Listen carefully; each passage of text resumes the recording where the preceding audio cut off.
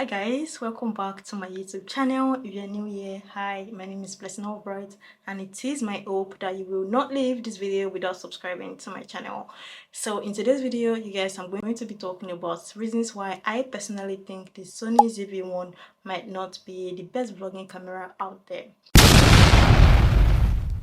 So in 2022/2023, it was literally everywhere, that Sony ZV-1 is literally the best vlogging camera that you can have.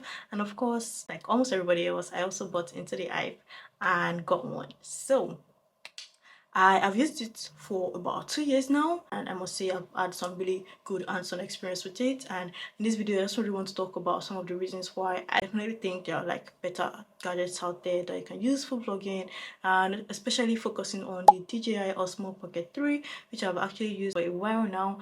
And to be honest, I feel like I've just really had a great user experience with it. I've really enjoyed using it. I mean, of course, going by like the most obvious thing, right, is the portability. So talking about how portable the DJI Osmo Pocket 3 is, that camera is really so tiny, like it literally oh gosh. So I don't have it right now because it got stolen a couple days ago. If not, I would have loved to show you guys, but I'm going to insert clips of me over the net. So basically, you can see how small the DJI Osmo Pocket 3 literally is, which means you can film without, bringing everybody's attention to the fact that you're filming. So if you're a shy person or you're not very comfortable with filming in public, which is what vlogging is a lot of the time, right? You are going to be filming in public. So if you don't want to call all the attention to yourself and let everybody know, hey, look at me, I'm vlogging, I feel like the DJI Osmo Pocket 3 is definitely a great option for that, because it's really so small. Like it's even smaller than your literal mobile phone, right? So like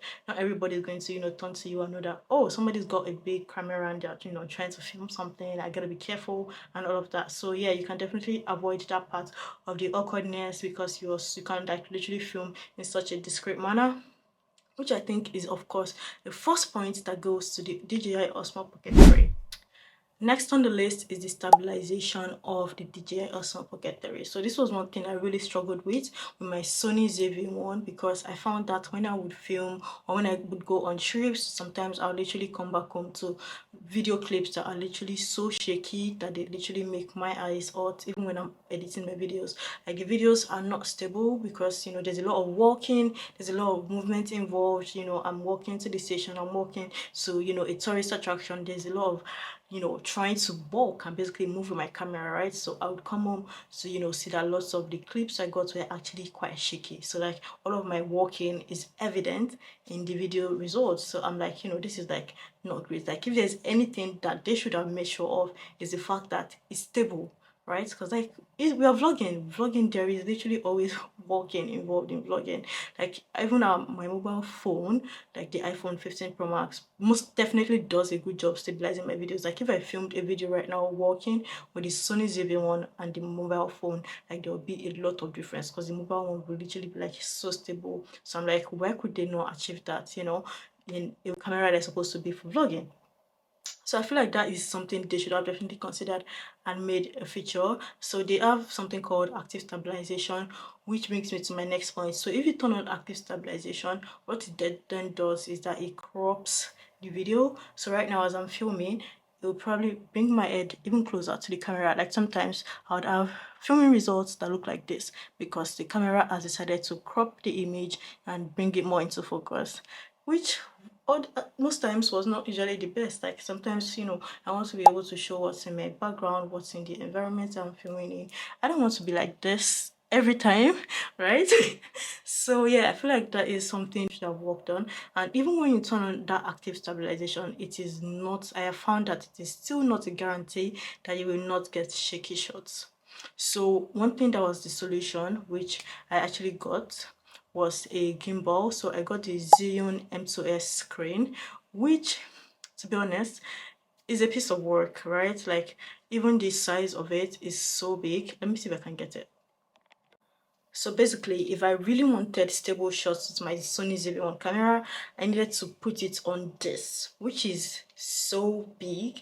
And I'm like, I don't want to do all of that work. I don't want to carry something this huge around with my camera, just because I want to film like a cheeky little vlog or something, right? So, and also the fact that you need to really understand how this works and then be able to stabilize your camera every time you want to use it. It just felt like a lot of work, right? I mean, it's a really great product, and when you use it, you're going to get like really smooth shots.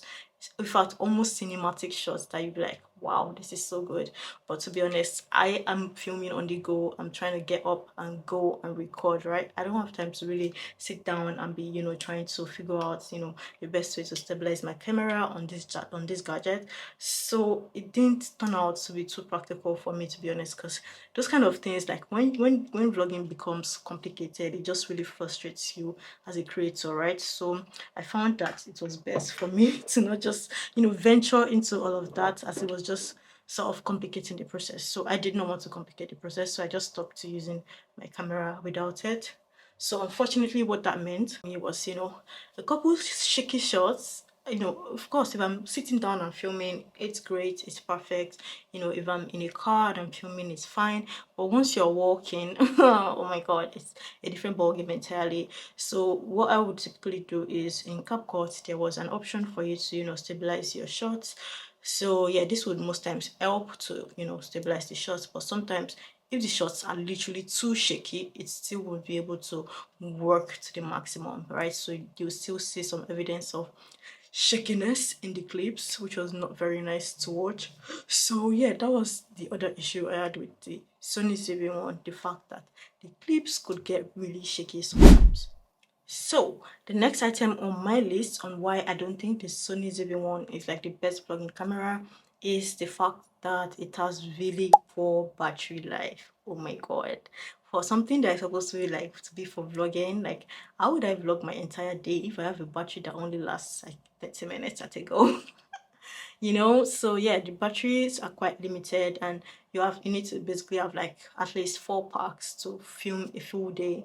If that, I don't even think 4 packs would be enough, to be honest, if you're trying to film a full day. But I mean, why would you film a full day? But to be honest, if you're trying to do like record an outing that's going to span over like 4 or 5 hours, you're going to need like multiple batteries to film that successfully. So what would happen a lot of times is, when I run out of battery, I'd have to pick up my mobile phone to record the rest of my day or something, which I didn't think was very nice. But I think the Osmo Pocket 3, I've not really, because of course the battery is quite new and all of that, but I feel like it definitely could record like 3-4 hours at this stretch on a 100% battery charge, which I think is a great plus, to be honest. Like, that is so good compared to, being able to like film 30-40 minutes on one battery on a Sony ZV-1.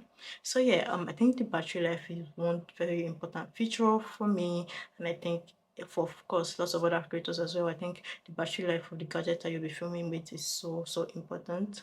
I also love the fact that the DJI Osmo Creator Combo comes with a wide angle lens, which means that, when you're filming, you can easily take it off and on, compared to the Sony ZV-1. So for the Sony ZV-1, I actually did get a wide angle lens, but because the Sony ZV-1 is not exactly designed to, hold external lenses, I used to get really scared of putting it on because it has like a magnet that you then attach it on.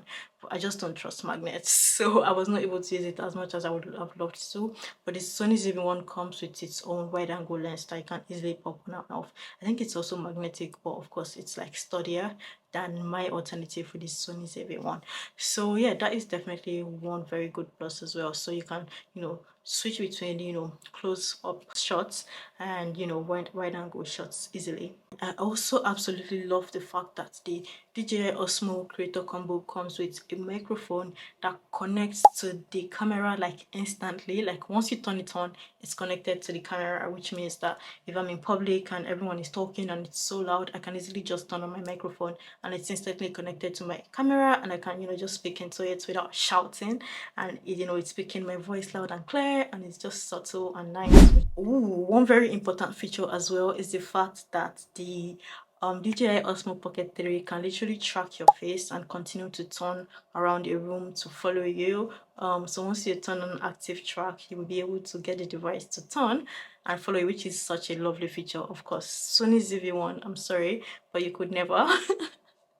So yeah, that is one amazing pro as well. I absolutely love that feature. Oh, and another one to mention, I mean, you can do this with your Sony ZV-1 as well, but the fact that, you know, you can easily rotate the screen on the DJI Osmo Pocket 3 to switch between horizontal and vertical filming, I feel like is absolutely amazing. I mean, of course, with your Sony ZV-1 as well, you can literally just turn the screen or just turn the camera and it will film in vertical or, you know, horizontal, whichever one you want. But the ease of it on the DJI Osmo Pocket 3 cannot be overemphasized, trust me.